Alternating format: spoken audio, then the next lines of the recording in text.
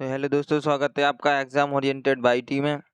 दोस्तों आज हम रेलवे ग्रुप डी में पूछे जाने वाला टॉपिक बहुभुज के बारे में कुछ क्वेश्चंस करेंगे जो आपके लिए एग्जाम में बहुत ही बेनिफिशियल रहेंगे।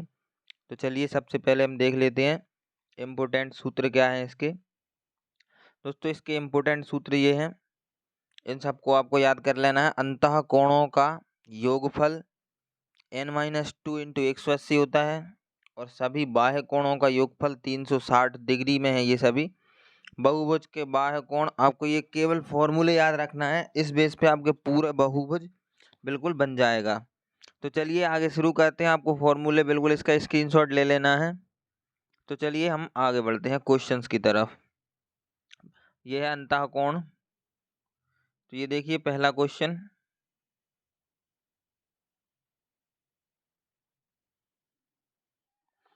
बहुभुज के अंतः कोण 140 डिग्री है। बहुभुज का जो अंतः कोण है वह 140 डिग्री है। तो बहुभुज में भुजाओं की संख्या कितनी होगी? दोस्तों हमने फॉर्मूले में देखा था कि जो अंतः कोण होता है, अंतः कोण बराबर बाह्य कोण। तो देखना यहाँ पर ये होता है, फॉर्मूले में था अंतः कोण प्लस बाह्य कोण बराबर 180 डिग्री।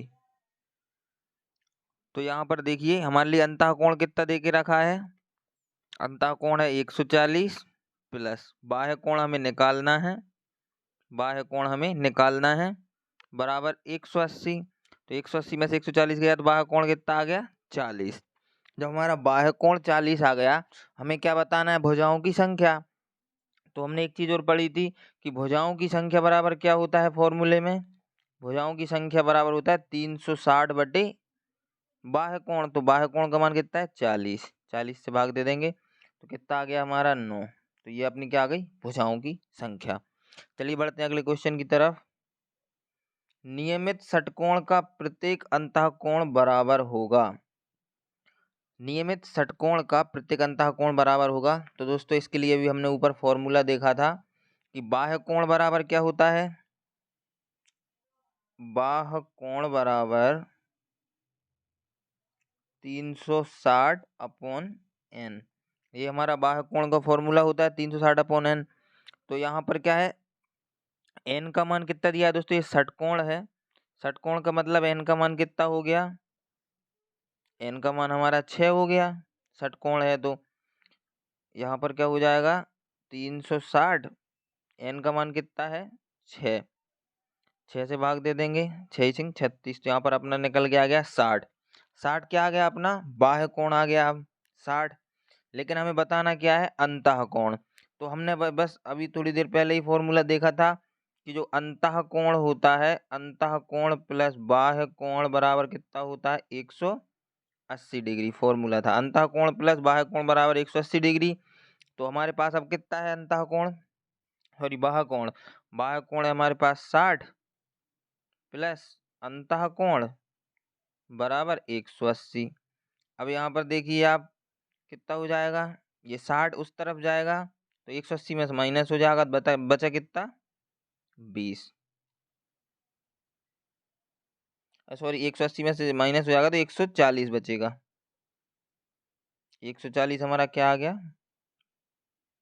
अंतः कोण। चलिए बढ़ते हैं अगले क्वेश्चन पे।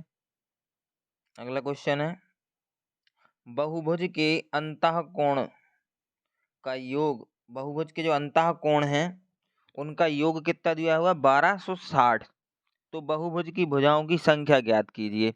तो इसमें देखना दोस्तों, हमने फॉर्मूला देखा था कि अगर बहुभुज के अंतः कोणों का योग दिया है तो फॉर्मूला क्या होता है, n माइनस अंतः कोणों का योग n-2 इंटू 180 डिग्री। अगर हमें बाह्य जो अंतः कोणों का योग दिया है तो ये फॉर्मूला लगाते हैं, बराबर क्या मिलेगा हमें, अंतः कोणों का योग,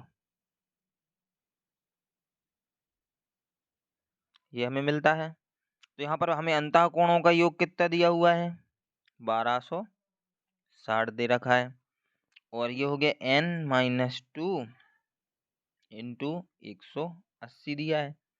अब हम 180 इसके नीचे बटे में ले जाएंगे, तो ये आ गया 180, यहाँ से चला जाएगा यहाँ नीचे। अब ये 0 से 0 और 18 से काटेंगे तो ये 7 बार जाएगा। अब यहाँ पर n-2 बराबर कितना आ गया, 7।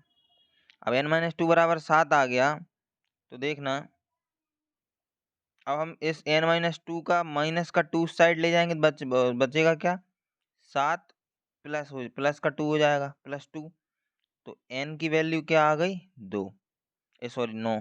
n की वैल्यू आ गई अपने पास 9, मतलब कितनी संख्या हो जाएगी, भुजाओं की संख्या 9 हो जाएगी। तो चलिए बढ़ते हैं अगले क्वेश्चन की तरफ।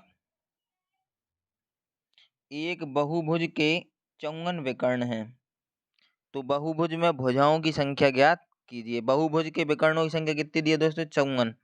तो बहुभुज की भुजाओं की संख्या ज्ञात करना है हमें। तो इसके लिए भी हमने फॉर्मूला देखा था, n क्या था, फॉर्मूला n था, यहाँ पर पेन का कलर चेंज कर ले रहे हैं, यहाँ पर था n-3 अपॉन 2, ये हमारा फॉर्मूला था।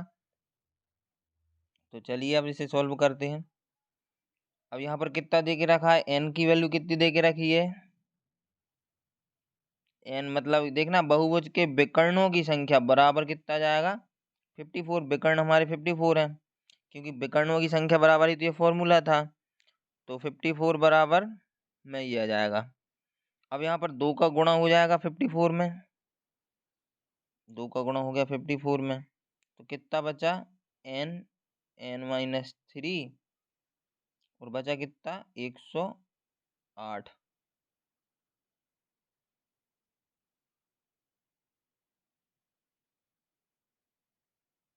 बराबर में 108। दोस्तों स्क्रीन पर लिखा नहीं रहा है इधर पे, तो मैं इधर लिख देता हूँ, बराबर 108 बचा हमारे पास। ठीक है, पहले मैं इसे रफ कर देता हूँ फिर बताता हूँ कितना बचा था, n-3 बराबर 180, ये हमारे पास बचा हुआ है। अब यहाँ पर देखना, अब इस n की हमें ऐसी वैल्यू रखनी है कि बराबर में 180 हो जाए, मतलब दोनों तरफ का RHS और LHS है ये बराबर हो जाए। तो ये देखिए मैं यहाँ पर रखता हूँ, n की वैल्यू रख देता हूँ, यहाँ पर रख देता हूँ, मैंने रख दी यहाँ पर 12। n की वैल्यू मैंने मन से 12 रख दी, क्योंकि इसके फैक्टर क्या होते हैं, 12 9, 12 नम्मा 108 हो जाएगा, इसलिए मैं यही वैल्यू यहाँ पर रख देता हूँ। तो n की वैल्यू मैंने 12 मान ली।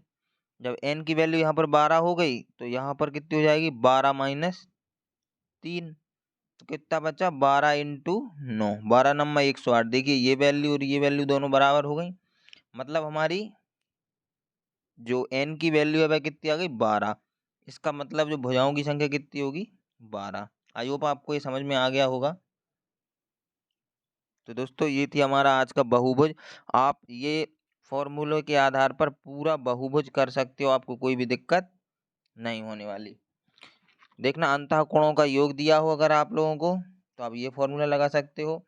बाह्य कोणों का योग होता है 360 टोटल, और बहुभुज के बाह्य कोणों का योग होता है 360 बटे n। ये डिग्री में है सभी, 360 भी डिग्री में, 180 भी डिग्री में, और बहुभुज के विकर्ण की संख्या और प्रत्येक अंतः कोण का मान भी।